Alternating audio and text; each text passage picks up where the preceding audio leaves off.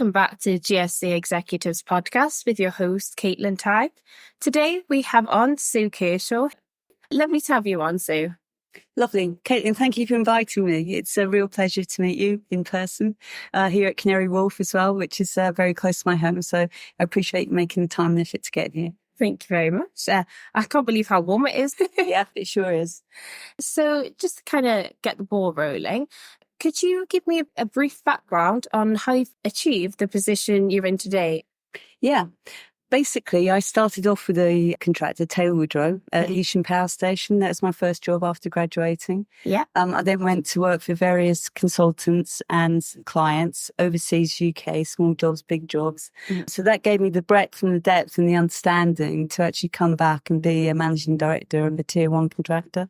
I could bring everything I've learned during that career to actually play out and deliver a managing director role in a slightly different way to as if I'd started, say, at Taylor Woodrow, worked all my time at Taylor Woodrow and then ended up as an MD. So I came with very different ideas, new ways of thinking about risk and progressive assurance, and really that breadth and depth to make a difference to the company.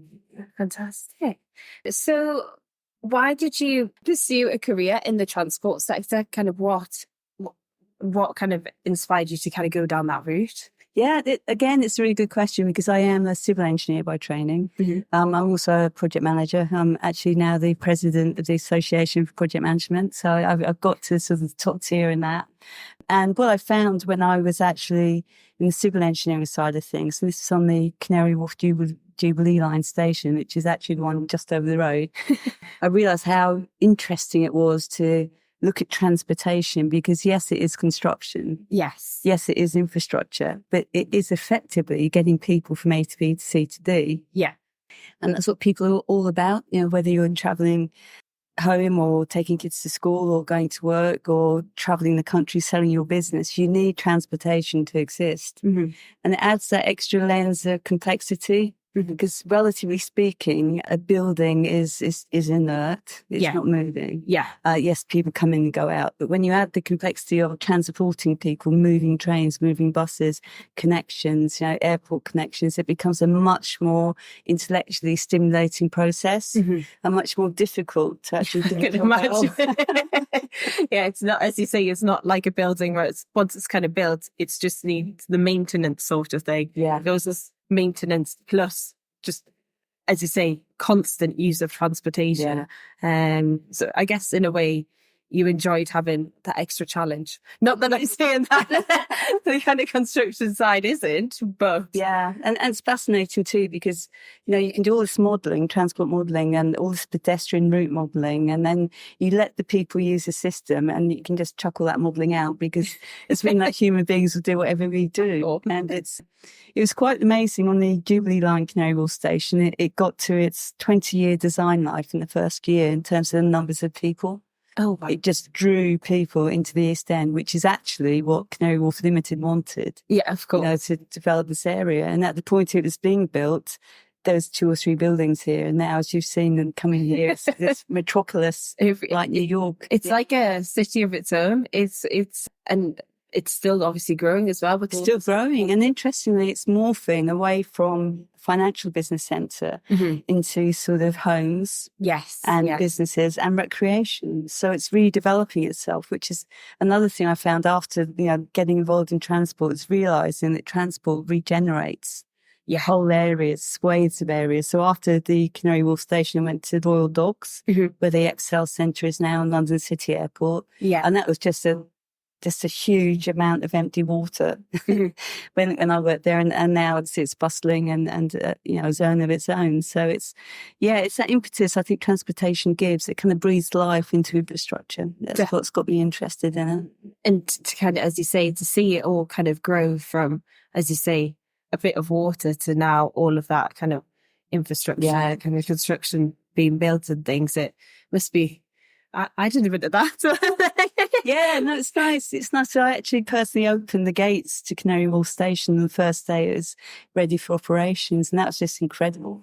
And then I got home that night and found I'd been made a fellow of the Institution of Civil Engineers. Oh, fantastic. Great day. That's a great day. Like, can this day continue? Yeah, definitely. Really? So what is the toughest decision you've had to make during your professional career, would you say?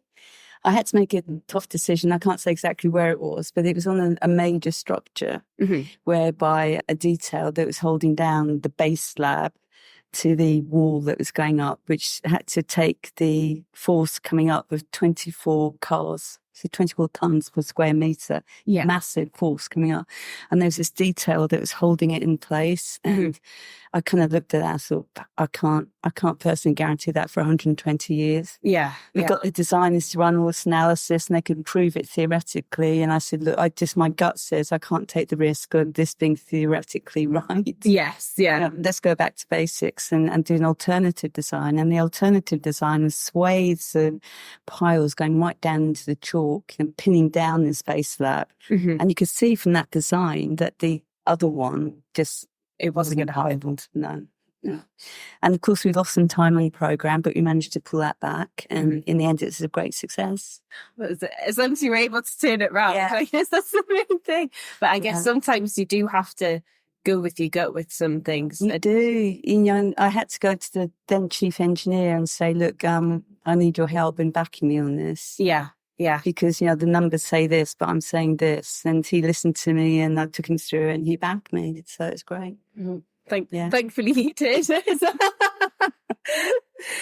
So kind of on the flip side of that, I'm interested to know what your greatest achievement is. Yeah, and I've been thinking about this and I've been lucky to be involved in major projects all my life, in Thailand on the mass transit, obviously on the Elizabeth line. But the one that stands out is the Olympics in London, the 2012 Olympics. Of course. That was just super, super, super for many reasons.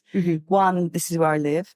Yeah, it's happening in my backyard, so my kids could be involved in it. Yeah. Secondly, everyone on my team really, really wanted to be there. I think the whole nation wanted to be there, not just your team. And then there was that pride about doing something beyond the project. You're doing something for your country. We couldn't afford to fail and then say, okay, Paris, you can have it. That wasn't going to happen. And then to actually work and integrate all the different forms of transport for the Games. So that's everything from walking and cycling to royal members of royal families coming in, flying in wherever they wanted to in the UK, breaking all the rules because they were members of royal families, and making that work with the existing transportation, trains, buses, you name it, keeping businesses running. It was a fantastic, complex project, but of different sort of dimensions. And then with the team, we managed to actually deliver it a year early. And then we gave £100 million back to Treasury. So we were the swaps. It was just great. Oh, fantastic. Oh, that's amazing. I think, as you say, to kind of have something so close to home and obviously being proud to be British in a way to say that I've been a part of this. And with something like that as well, the Olympics, it's not like they come round, every year, it's every 4 years, and it's not like you're going to be getting it every 4 years. So, and obviously 2012, everyone knows about it. Was so good. Is it Super Saturday or Super It was Sunday? Super Saturday, Yes, yeah. And, the whole of the IOC, International Olympics Confederations, looked at the way we did it and they went, that's how you do a Games. Oh, you've heard about that.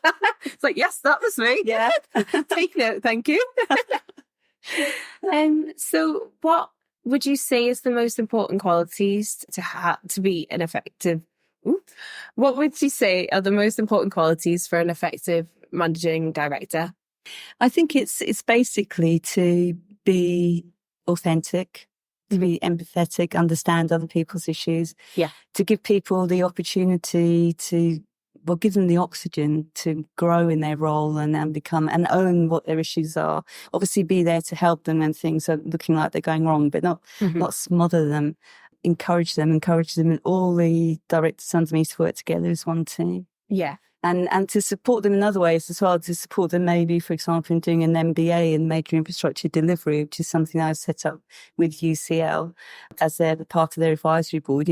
Don't just think of your day job, think of what else actually professionally keeps you interested in what you're doing, which is something I've always done. I've always had the day job and then either working for the Institution of Civil Engineers or the Association of Project Management, something that kind of keeps my brain buzzing. Yes, yeah. And I think having that and then, your personal life, it makes you a very rounded person. So I try and encourage all my team to be the total totality of what they can be. Yes. And I enjoy doing that. And I really enjoy watching someone being given the chance to step up when they're not quite ready, taking that chance and that risk. Yeah. And then watching them just flourish. Yeah, it is incredible. It's amazing. I think as you said, you like to kind of have something else as well as your day job and personal life. And because obviously you enjoy it so much yourself, to see someone else do it, and as you say, for them to flourish, kind of giving them that freedom, not only is it helping them as a person, but it's helping you as a team, you as a company, because they're able to grow, which is therefore helping your company, business, team grow as well. So no, I definitely agree with you there. So how do you continue to develop your professional skills as a managing director? Yeah, I think the one is to obviously develop a network of similar people, and also the CEOs, COOs and directors underneath. So develop that network. Yes. And because you're always learning from other people, doing things slightly different. And definitely, if you're curious, which I am, then you'll find different ways of doing things. So that's the kind of informal network. There's the formal networking, as in, the Institution of Civil Engineers and APM. And then there's also stretching yourself. So when I actually developed and delivered a module for this MBA, UCL, and that's actually in the Olympic Park, because it's all quite weird sort of how it connects. And I'd never developed an MBA module in my life, but obviously I had huge help from UCL. And it's on my favourite topics, which is progressive assurance and governance. And we hit this formula, and we did a prototype in the spring, and it was just phenomenal. There's 18 people there, they will be the next C-suite, so it's kind of junior executive level. Oh, wow. And this is the first MBA in the world in major infrastructure delivery. We've actually cracked it. Oh, fantastic. And that lecture room was electric, and it was from 9 till 5 for 5 solid days. Ooh. So it was working. But we were so really gifted to be able to ask keynote speakers to come in from infrastructure in the UK. So we had Mark Wilde from Crossrail, Andy Mitchell from Tideway, and this went on and on and on. And the guys from the States and Canada kind of, oh my gosh, how is this happening? How have we got these people? And it was really, really a great feeling of achievement. And, with the team that helped me do it, it was something you could never replicate. It was something super special. Was that something that you kind of always wanted to do then? No, it kind of generated from being a sort of visiting professor at UCL. So the Royal Academy of Engineers has come up with this brilliant idea of getting industry back into academia. Yes. So they sponsor people, you can be very young, mid-career or end of career, to actually go into universities and help them out. And because I've been working on HS2 and the Department for Transport on progressive assurance, I said I'd like to come in and help develop this idea of assurance being certainty of delivery on time and budget and the rest of it. So let's have that as part of the module with governance. It just all fitted together. It's great. Fantastic. So with being obviously in a very senior position in a very male-dominated industry, how has this impacted you at all? I was thinking about that again last night. Do you know what? It's my norm. It's my norm to be a minority. So I can freak out a bit if I go into a room where there's loads of women, because it's not the norm. So I feel comfortable in a room full of men. That's fine. It's funny, isn't it? Yeah. But we are getting more diverse, which is great. And there are executive boards now that have 50% men, 50% women. It's rare, but they do exist. Yes, it is definitely becoming more common. It's more common. There's more NEDs at women, non-executive directors at women. So I think you also get to understand things from a male perspective that you might not if you were in an all-female environment as well. I think it's quite useful. I think, as you say, it is nice to kind of see the progression, but as you say, it can't just be all females at the same time, because everyone comes from different backgrounds, everyone has different thoughts, different ideas, and that's what we need, a mixture of everything. So. Everything. So diversity of thought, isn't it? Rather than your colour or your sex or what else. And one thing I get quite angry about is when women say to me, "Oh, I'm not good enough to go to that job. I'm not good enough to be interviewed." And I'm saying, for God's sake, just give it a go. You know, what's the worst that can happen? They say no. They say no. So that's it. Exactly. It'd be like, right, so they said no to me. Ask for feedback. Exactly. As long as you're learning from it, then surely that's all that you need. As you say, the worst that's what my mum always says to me. The worst they can say is no. Yeah. And you try again or you do something else. And if they say no, it might not be you at all. It might be that they just actually want something completely different. Exactly. Yeah. Exactly. Yeah. So kind of, why do you believe, I know kind of we just touched on it briefly there, diversity and inclusion is such an important topic of discussion? Well, I think it is to get that, to get rid of the sort of group think. Mm-hmm. It's so easy when you're with a group. You feel very comfortable with a group of people who think the way you do. It'd be so easy, isn't it? Because they're all just agreeing with each other. It's like, oh, yes, a great idea. Oh, fantastic. Yeah. Which is always nice to hear. I know. But when you do have that diversity in the room, someone says, yeah, but what if? Or someone says, I really don't understand what you're trying to do here. And that you then have to explain it back. And the process of explaining it back, you realise, actually, it's not as good as I thought it was. Yeah. And it makes you think, right, well, if they don't think it's right, even if they may not necessarily have the full answer to what kind of you've given the answer to, but it's made you think, well, this isn't 100% perfect. So what can we do to then get the correct or perfect answer sort of thing? So, and I think that inclusivity bit is just as important as the diversity as well, including people in those discussions. So they may not contribute or they may not have a thought, but at least they have been included. Exactly. Because I think what people find the hardest thing is when they've been done to, or someone's just telling them to do something. We're all the same. We don't like that very much. Even from childhood. Oh god, especially from childhood. So when your parents tell you what to do, what time to go to bed, you'd do the opposite, wouldn't you? Exactly. Sake of it. Yeah. But yes, I feel there's though, as you say, even if you may not kind of be in a meeting and say X, Y, and Z, but if you do feel included, then at least you'll come away from that meeting and then think of ideas for the next meeting, that sort of thing as well, which is really good. Yeah. So how do you believe that the industry must improve its diversity efforts in the future? What I think is really interesting, this question, because the one thing COVID gave people, positive thing it gave them, was the chance to work in a different way. Yes. Now, whether you call that dynamic working, flexible working, whatever it is, whatever name you give it, it gave people the flexibility to have a job and have a life. Yeah.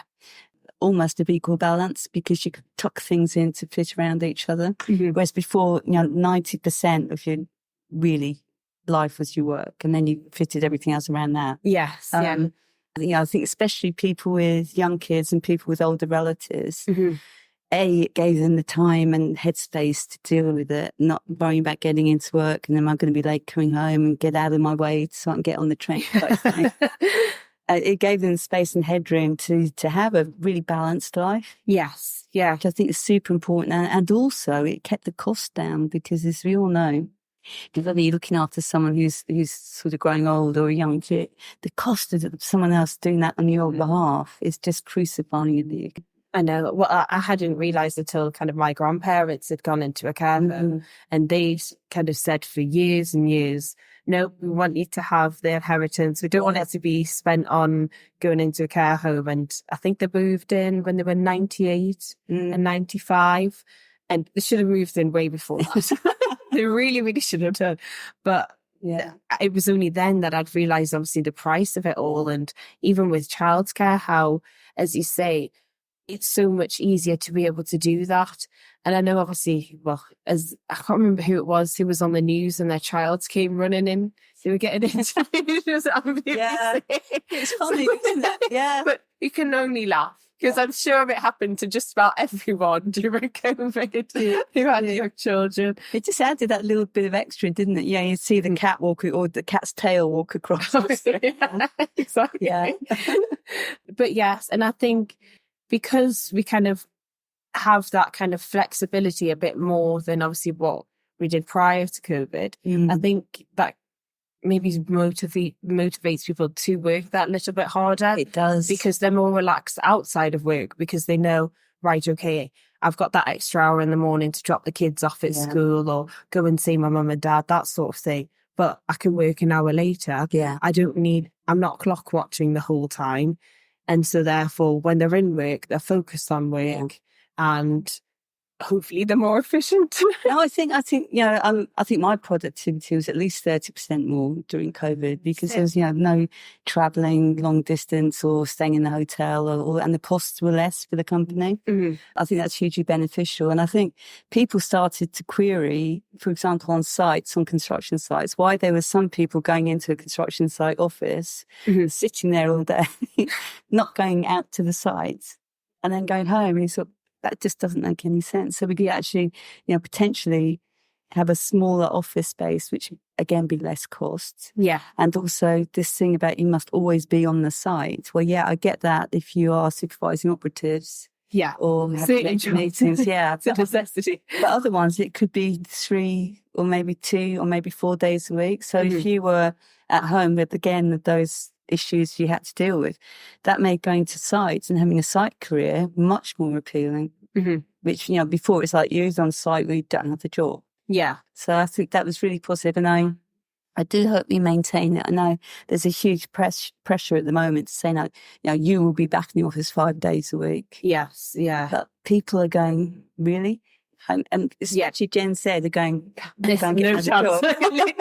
Well, that's the thing. I think, especially about with Generation Z, it's because I think with them, if there's something slightly wrong with the job, they, as I say, just go, no, I'm just going to look for another job. And they're more likely to there was a study done, and they're less likely to stay in a job, even if it doesn't look as good on the CV. Because if they're not happy, then, because I know for me, it was like, right, 3 years, and then if you are unhappy, look for another job or thing from there. Whereas for them, they're more likely, even after 6 months, if it's not for them, they're gone. Yeah. So it's about making sure, obviously not feeding them with the silver spoon and just obviously trying to retain them, but there needs to be some sort of agreement, in the sense that the majority of people, I would say, aren't working the 9 to 5, Monday to Friday. They're not. So it's about having that balance of, right, okay, say Monday and Friday, because I know a lot of people in London, on a Friday, they don't really work in the city. They work from home. Yeah. So it's about making sure you've got that right balance so that you are efficient and that everyone is happy. Yeah, and trust people. This is the thing that really struck me. We're all adults. Yeah. You might get a few people who shirkers and make the most of it, but 98% would actually probably do more work. Yeah, I was going to say that was me. I remember when we first started working from home, and I'm always so conscious of at least in the office, they can see that I'm working. But when I'm at home, I'm like, oh gosh, I haven't sent an email in the past 10 minutes. Oh my gosh. So and then it'd be like, oh, well, I'll just work that bit later just so I can get this extra bit done. And because as you say, you haven't got the commute to the office, I don't mind working that extra half an hour, because I would have been traveling then anyway. So it definitely does have its positives. And as you say, I definitely agree that it should it is nice to come into the office sometimes, don't get me wrong. And obviously, depending what you're doing, it is easier to see people face to face. But for a lot of people and in a lot of situations, it definitely helps with working from home. Because there's always two sides to every coin, isn't there? Because I feel like when I did go back to the office, you had this whole day planned out, and then you had people coming into your work, can you catch up and say, You think, I'm not getting it. Literally. So I've come in to try and get some work done, and I've got absolutely nothing done. So I wish I was working from home so I could just focus. It's ironic, isn't it? Yeah. Whereas kind of beforehand, it would be like, oh, well, I need to get away from kids or whatever. And now it's like I concentrate more when I'm at home than in the office. No, it's a real strong thing. And I think if we do erode that trust, it would be such a shame, because it took the pandemic for it to happen. None of this would have ever happened in real time with it. Yeah. I remember the day when you have flexible working, people sort of sniggered in the corner, and they'd arrange meetings when they knew particularly people looking after kids wouldn't be in the office, and they'd arrange all the important meetings when they weren't in. It was vicious. Or when people went, oh my God, you're picking your kids up from school, you're leaving at 3:30, and there's some staring going at the office. It'd be like, well, that's unfair that you've got children and that. It'd be like, well, as you say, it goes back to childcare and things like that. They could happily work an extra couple of hours in the morning or when they pick the kids up. Yes. It's about having that balance, having that trust there. Yeah. And and I mean, we're still going as a country, so yeah. It must be working. It must be working. So what would you say is the hardest barrier to overcome when you're trying to implement diversity and inclusion? I think, and I thought this for a long while, there are too many different initiatives that are trying to do the same thing. Mm-hmm. You know, take engineering, there's women in engineering, there's women in infrastructure, there's women in property, there's women in blah, blah, blah. Mm-hmm. I think, why don't you get together and just have one big umbrella organisation, and then you might actually have more impact? Yes. And I remember saying this to one of the presidents. She just stared at me. She said, no, what we're doing is really good. I said, okay, I won't go there. But it would be so much more impactful, because, you know, why make a few ripples when you can make a big wave? Exactly. You know, and I think let's not be precious about our organisation. So let's break down the barriers and let's just do it. And you all want the same outcome, or the organisations. Yeah. And so it's like, as you say, why not come together as a team and as you say, create that wave? Yeah. I do have a particular bête noire at the moment, which is sort of going, because when I started off, I wasn't sort of pro-diversity female or anything, because I just thought, no, you're based, it's meritocracy, you're based on how good you are, regardless of anything else. And then when I hit 30, I thought, Sue, that's absolutely wrong. That is so wrong. Look around you, see what's happening. You know, all the blokes are getting tapped on the shoulder to go up for a promotion, and all the women were like trying really hard to get that. Okay, so let's sort of help each other. You know, that leaning in, I think it's really important. But what I've noticed recently, I go to quite a few female events, and they're all very soft focused. You know, in mentoring and tutoring and networking, which is all great. Oh yeah, yeah. But I'll just sort of wonder sometimes if that was men in a room trying to get somewhere, they'd come out with their project management plan, they'd come out with their goals, they'd come out with, we're not leaving this room until we have something agreed type thing. Yeah, yeah. And there's nothing wrong with the soft sort of emotional approach, but I'm not sure it's getting us anywhere. Yeah. That's my fear, is we've become too, and it might not just be a female thing, it might be just generally, we've become a lot more softer, which is good.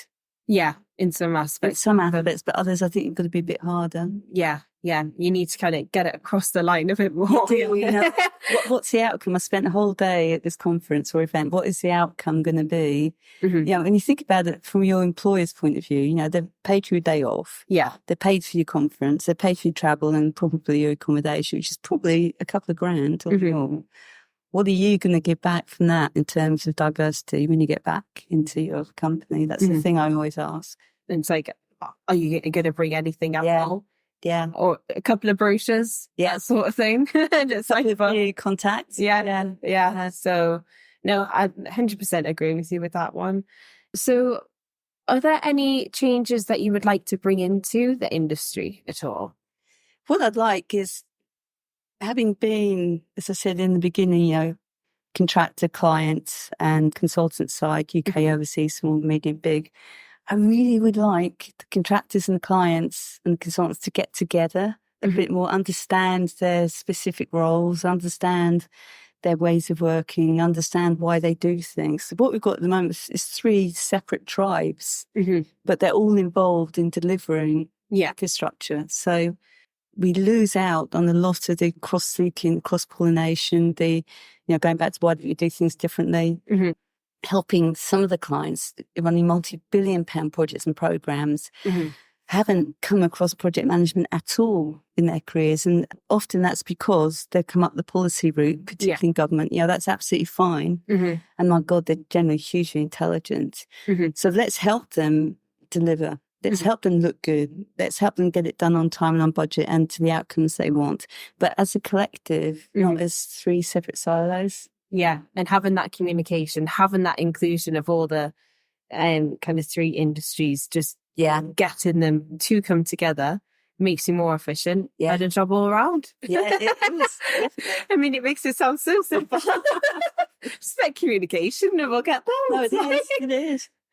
So what would you describe yourself as a risk taker? And if so, could you describe some of the risks you've taken as a managing director? Yeah, I am definitely a risk taker. I think, I get really irritated that some people are risk averse. Yes, yeah. And I actually said to people who will not be named, but you are so risk averse. How do you get out of bed in the morning? It's like, oh gosh, it's raining today. Yeah. Oh no. So I am a risk taker, but it's a calculated risk. Yeah, of course. And the pros and cons. That's where the project management bit comes in, really. And then I always weigh up what my head says to me versus what my gut says. Yes, yeah. And then take the balance of the two, and then go ahead. But I really strongly believe if you don't take risks, you're never going to achieve what you want to do. Exactly. And you're also going to do this awful, kind of brain numbing, thinking things over and over and over again. I wish I'd done that. I wish I'd done, and I couldn't handle that. Yeah. I'd rather do it, make a mess of it, fail and move on. Bit like the new tech companies, fail fast and then move on. Yeah. I think that philosophy is great, as opposed to angsting forever and then the plan to do something and then the what ifs. Yeah. And you might angst so long that you're timed out in terms of doing anything. Exactly. So as a person and, growing as a person and growing in terms of the teams around you, you want to take risk. Especially with trying something kind of new within transport itself. And like the risks need to be taken, obviously, as long as they're calculated risks. Yeah. Then, as you say, otherwise, if no risks are taken, Canary Wharf may not be here. Yeah. Right. Yeah. You just never know. And I think I never want to live with regrets or anything like that. But it's also, that's kind of, you've got to face a challenge. Yeah. And as long as you learn from, if it doesn't go well, the risk, as long as you learn for it, for the next kind of risk or challenge that you face, then surely it was, even if the risk didn't turn out as planned, surely it was a risk worth taking. Yeah.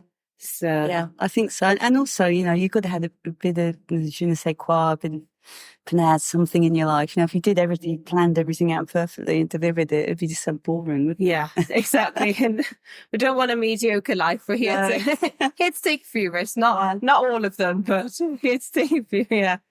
And so kind of to round things off, looking back at your career, is there anything that you would change at all? I can honestly say not. Oh, really? Yeah. Oh, no. Fantastic. I have had such a good career and I never planned it meticulously. You can tell from the last couple. I kind of followed my gut, my head again in terms of major projects. Because I started off at Heysham Power Station, Heysham Phase 2. Yeah. Up in Morecambe. And when I got there, it was the biggest construction site in Europe. It had 3,500 people working on it. And I drove up, my mum and dad lived in Oxfordshire at the time. I drove up and I got there about 5 o'clock in the evening. I just looked at these tower cranes. I thought, oh my God. Here we go then.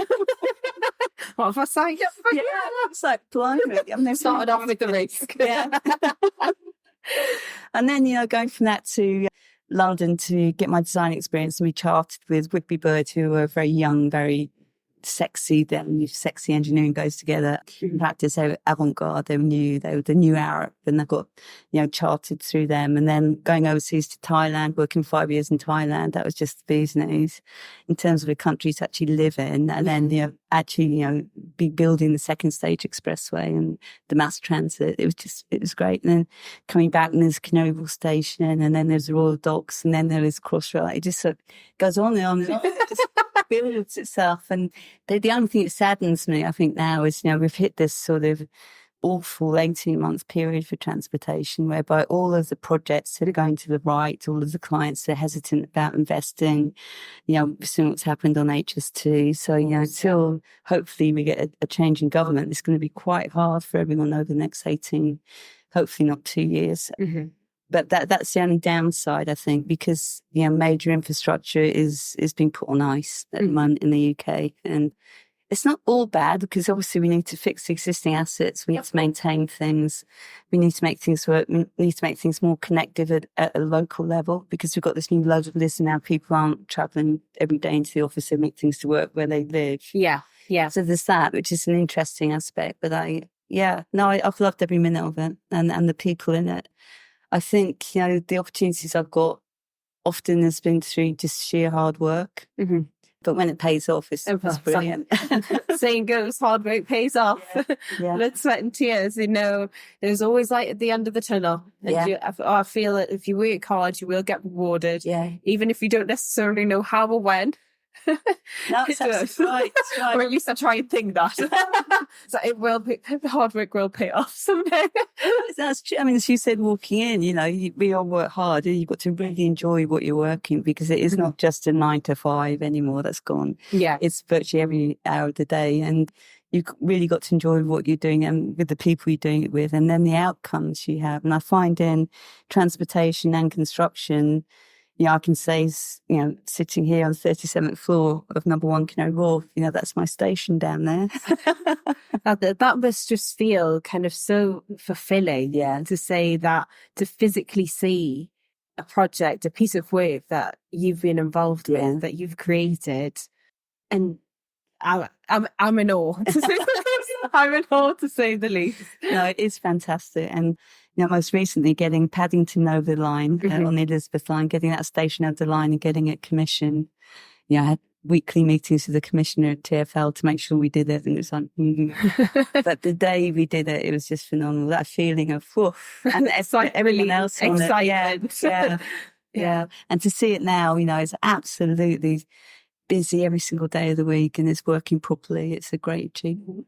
Well, thank you very much, Sue, for being on the podcast. I've thoroughly enjoyed it. And I wish you the very best for the future. And hopefully you've got some more exciting projects coming very soon. Lovely, Kelly. Thank you very much for inviting me today. Thank you.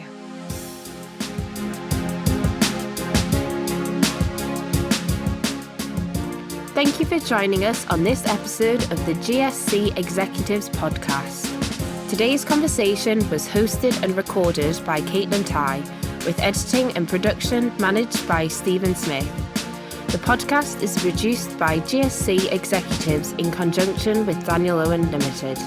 For more details about our executive search solutions, as well as upcoming episodes, please visit our website, gscexecutives.co.uk. If you're keen to hear more industry insights, please consider subscribing on your preferred podcast platform. Until next time, continue to lead with excellence.